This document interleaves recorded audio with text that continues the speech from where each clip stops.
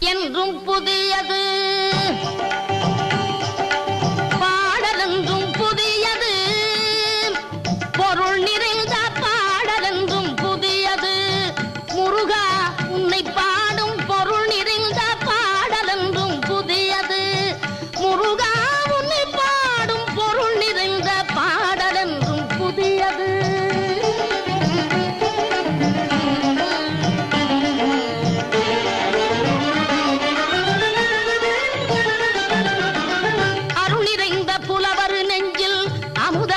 தமிழ் கொடுத்த பொருள் நிறைந்த பாடல் என்றும் புதியது.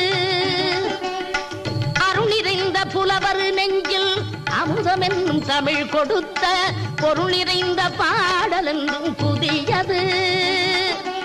முருகன் என்ற பெயரில் வந்த அழகே என்றும் புதியது.